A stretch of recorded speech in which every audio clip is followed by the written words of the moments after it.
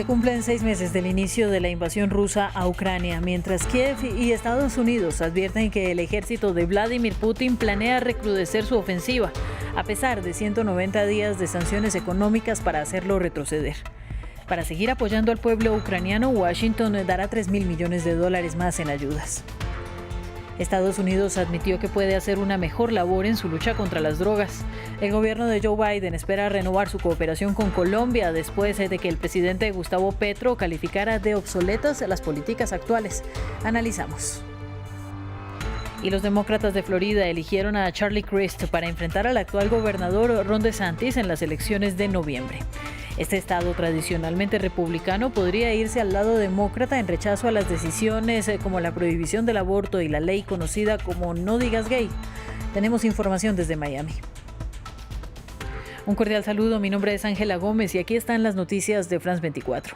Este 24 de agosto se cumplen 6 meses de la invasión rusa a Ucrania, medio año en el que la comunidad internacional no ha logrado hacer retroceder a Rusia pese a las múltiples sanciones económicas y bloqueos que ha impuesto para asfixiar al presidente Vladimir Putin y sus aliados.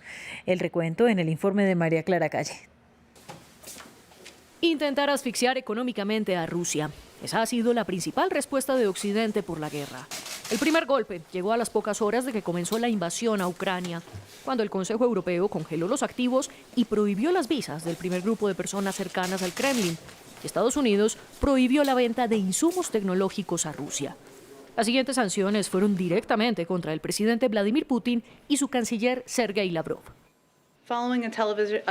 Después de una conversación telefónica entre el presidente Biden y la presidenta de la Comisión Europea, von der Leyen, y en consonancia con la decisión de nuestros aliados europeos, Estados Unidos se unirá a ellos para sancionar al presidente Putin y al ministro de Relaciones Exteriores Lavrov y a miembros del equipo de seguridad nacional ruso. Tan solo la Unión Europea ha sancionado a un centenar de entidades y a más de 1.200 personas, incluidas Putin y Lavrov, 351 parlamentarios y más de 30 oligarcas. Además, el transporte también se ha limitado. El bloque restringió sus vías terrestres, su espacio aéreo y sus puertos para los rusos, con contadas excepciones para quienes llevan materiales humanitarios, y cortó la difusión de 5 medios estatales, incluyendo Sputnik. Bruselas y Washington también prohibieron la importación de materias primas como el oro y el hierro, y al corazón de la economía lo atacaron limitando las transacciones con el Banco Ruso Central. El golpe más fuerte fue la exclusión del sistema SWIFT, lo que desconectó los bancos rusos del sistema financiero internacional. El primer ministro y yo discutimos el tema, teniendo en cuenta que las sanciones que la comunidad occidental, o como yo la llamo, el imperio de mentiras, está intentando implementar en contra de nuestro país. Estados Unidos fue un paso más allá y cortó el gas natural, una movida que Europa aún está lejos de hacer por su alta dependencia. Putin comenzó a hablar de países no amistosos y a ellos les puso una nueva cláusula: pagar en rublos todo el gas que compraran de Rusia. Una medida por la que ya se ha cortado el suministro de naciones europeas como Polonia, Bulgaria y Finlandia. Además, Moscú también prohibió la entrada a su territorio a cientos de personas de todo el mundo, incluyendo a Biden, parlamentarios británicos, japoneses, entre otros. Luego llegó la decisión más difícil para la Unión Europea: cortar el crudo. La decisión se tomó con fuertes divisiones. Hungría, República Checa y Eslovaquia lograron que no se frenara su importación por oleoductos dada su alta dependencia. Los europeos acusaron a Rusia de usar la energía como un arma de guerra. En general hay que decirlo, la situación está empeorando en la medida en que los anuncios sobre el uso de gas y petróleo como armas ahora se están haciendo realidad en varios lugares.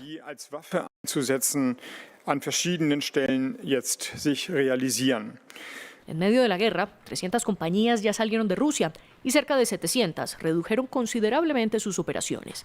Entre ellas están Adidas, Nike, Disney, Netflix, Spotify, Starbucks, la petrolera Shell, Coca-Cola, entre otras.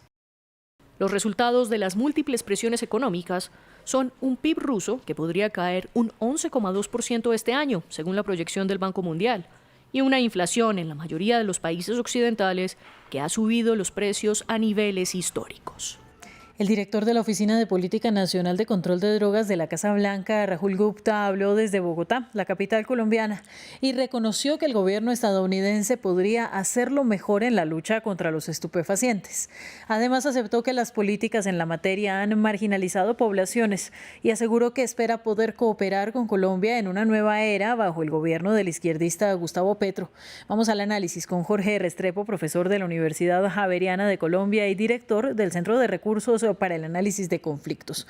Jorge, gracias. Y Gustavo Petro dijo la semana pasada que no deberían ser criminalizados los campesinos ni los consumidores y que el enfoque debe cambiar.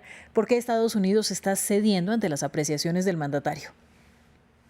Bueno, porque la política, como se ha venido aplicando hasta ahora, ha sido tremendamente inefectiva. No reduce ni el tráfico ni la producción de drogas y tampoco tiene un efecto sobre el precio.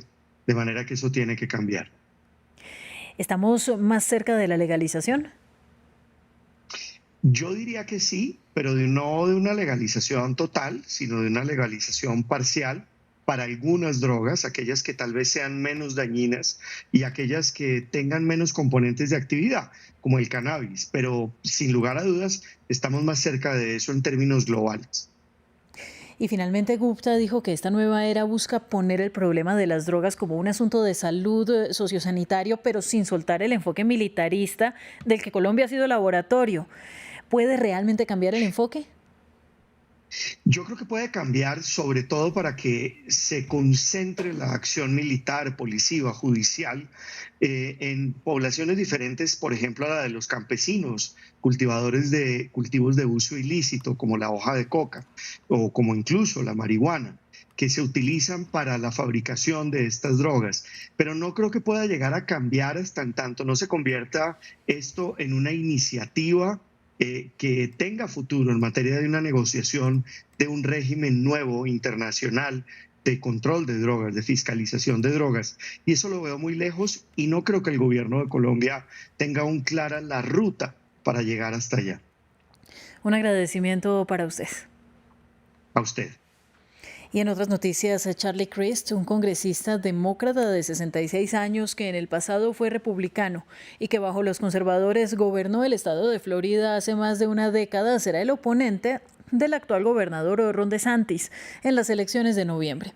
Nuestro corresponsal en Miami, Anthony Belchi, nos explicó cómo se prevé la contienda.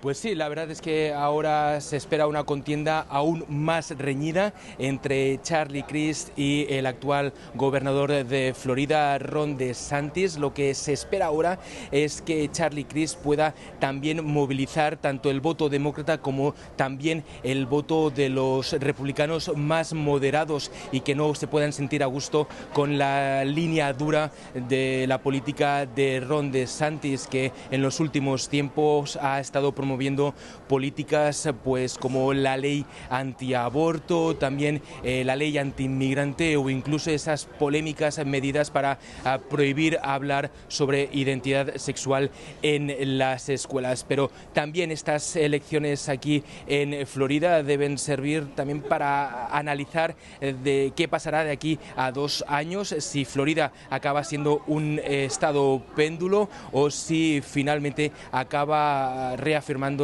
por un estado completamente republicano, como lo vimos hace 2 años en esas elecciones presidenciales.